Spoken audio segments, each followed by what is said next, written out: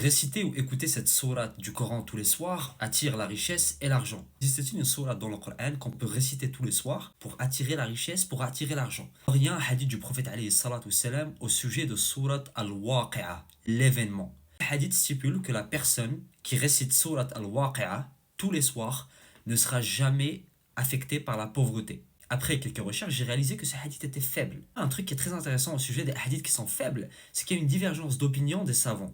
Certains savants disent que le hadith faible doit être mis de côté, doit être complètement rejeté.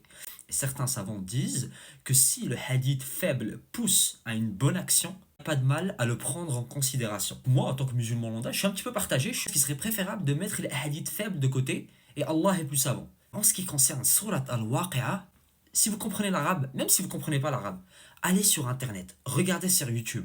C'est pas des dizaines, c'est pas des centaines, c'est des milliers et des milliers et des milliers de témoignages de personnes qui affirment que la récitation, que l'écoute de Surat al-Waqi'a a transformé leur vie.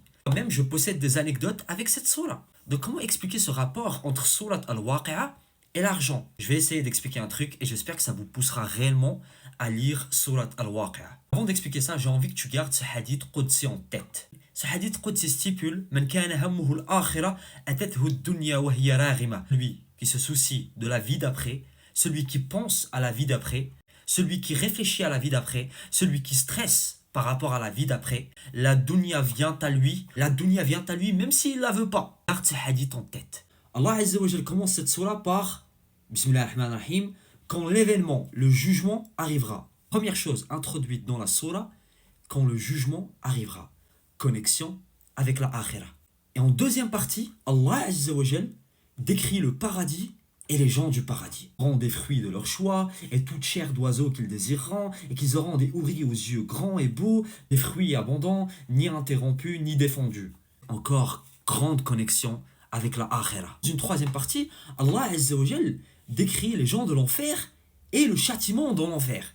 Encore une fois, connexion avec la akhira. Une quatrième partie, je ne vais pas tout vous citer, sinon ça prendrait beaucoup trop de temps. Je vous invite à la lire vous-même. Azza wa Jal nous dit que le rizq provient de lui. Pour résumer, la personne qui récite Surat al-Waqi'a tout le temps va développer une connexion avec la akhira. Et que dit ce hadith Qudsi que je vais partager tout à l'heure avec vous? La personne qui se soucie de la akhira, la dunya vient à lui. Développer ce stress qui est positif du jugement dernier, du paradis, de l'enfer.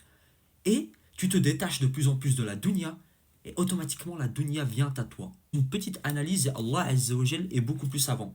En général, tout le Coran est un dhikr, c'est un rappel pour qu'on se rappelle de la vraie vie et des choses réelles qui sont Allah Azza wa Jal, qui sont le jour du jugement dernier, etc. etc. Lisez Surat al-Waqi'a, mais lisez tout le Coran en général. Et ceux qui ne comprennent pas l'arabe, je mets en avant ce Coran qui est traduit dans un français qui est très simple à comprendre. Beaucoup d'entre vous ont complètement transformé leur relation au Coran grâce à cette traduction en français. Si vous voulez l'acheter, le lien est dans ma bio. Assalamu alaikum wa rahmatullahi ta'ala wa barakatuh.